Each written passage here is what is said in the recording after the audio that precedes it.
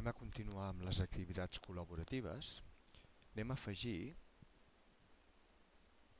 fixeu-vos, activitats, anem a afegir una base de dades. La base de dades seria una cosa així com l'Access. Ens servirà dins del Moodle per tenir una base de recursos. És una molt potent, és un pèl difícil de configurar al principi, però per exemple, en un institut pot servir per classificar una sèrie de material, d'activitats de matemàtiques molt diverses, de naturals, de diferents matèries, i les classifiquem. Si ens interessa trobar un exercici de nombres enters de segon d'ESO, doncs els guardem en aquesta base de dades tots els exercicis i llavors els podem localitzar. Anem a provar, per exemple, nosaltres a fer una base de dades de documents de l'Ajuntament, dels diferents àmbits. Comencem, anem a posar un nom molt genèric, anem a posar, per exemple,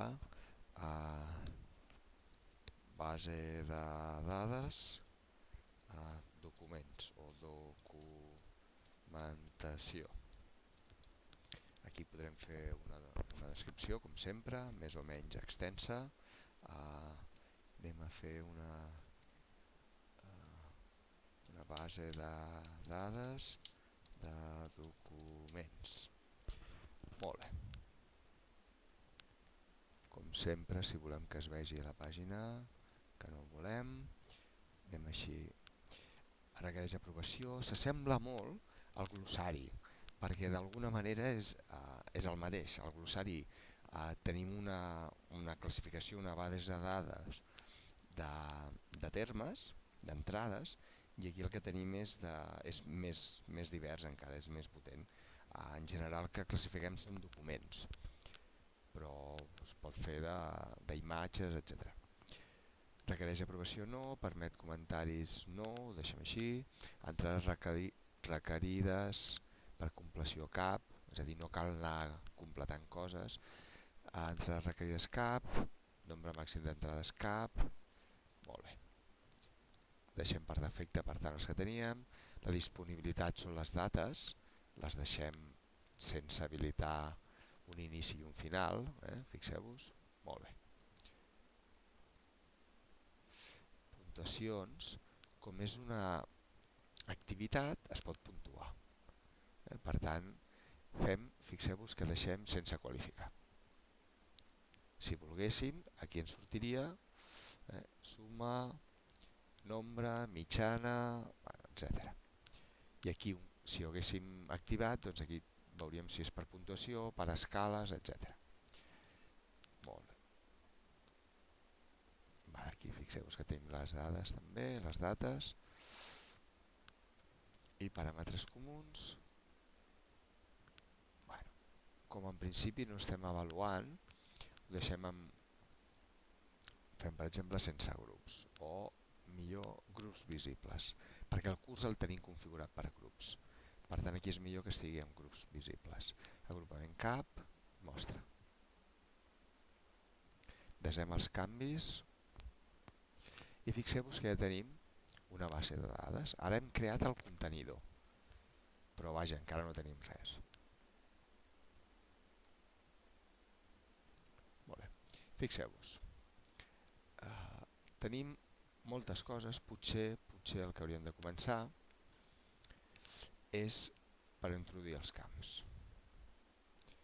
És a dir, en funció de què volem classificar els nostres documents o el que sigui. Per exemple,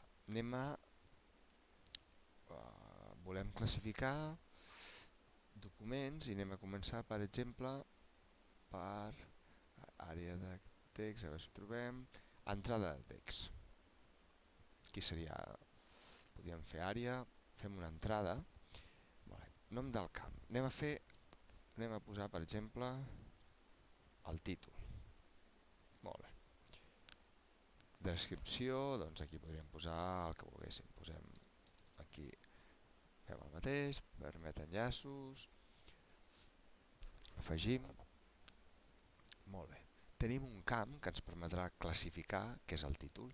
Anem a fer, per exemple, ara si els documents ens agradaria classificar-los per àrees, doncs podríem fer un botó d'opció.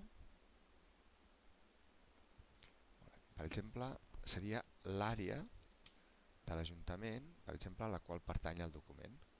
Doncs aquí seria àrea, etc. Deixem igual.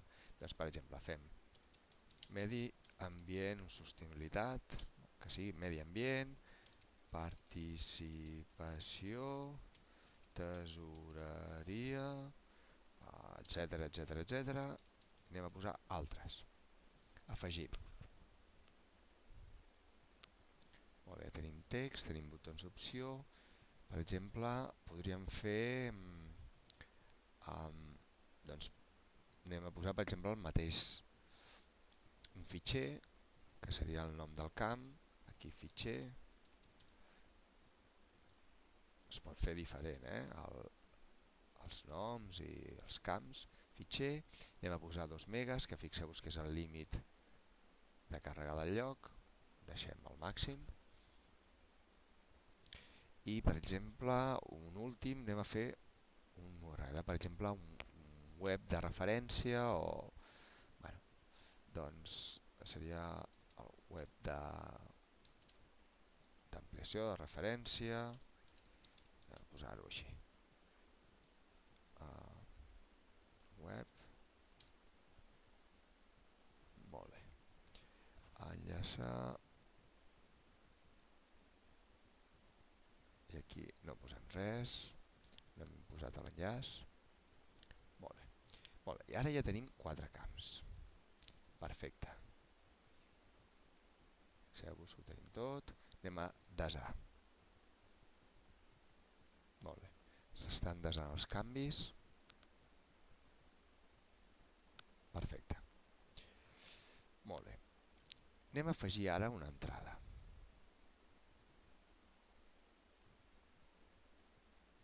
Molt bé. Fixeu-vos, quan nosaltres estem introduint una entrada, ens demana els camps que nosaltres hem posat i en funció del qual classificar. Anem a posar, per exemple, un document que parli de sous per l'any 15-16, un augment del 50%, molt bé. Anem a posar el 2016. Bueno, 2017, perquè això de l'augment, molt bé. Anem a, per exemple, dir que aquest document pertany a tesoreria i anem a afegir un document. Per exemple, doncs tenim un preparat aquí. Fem aquest. Si aquí volguéssim posar, doncs posem, per exemple, Ajuntament de Mataró. Molt bé. Anem a buscar la web de l'Ajuntament. Fem un Ctrl+C. Ups.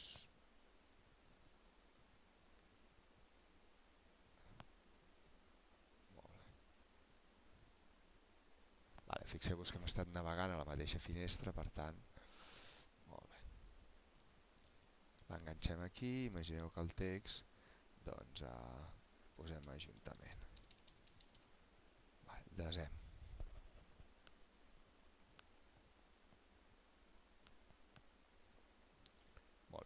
Fixeu-vos que m'està demanant, no s'ha definit la plantilla d'entrada única. Anem a plantilles.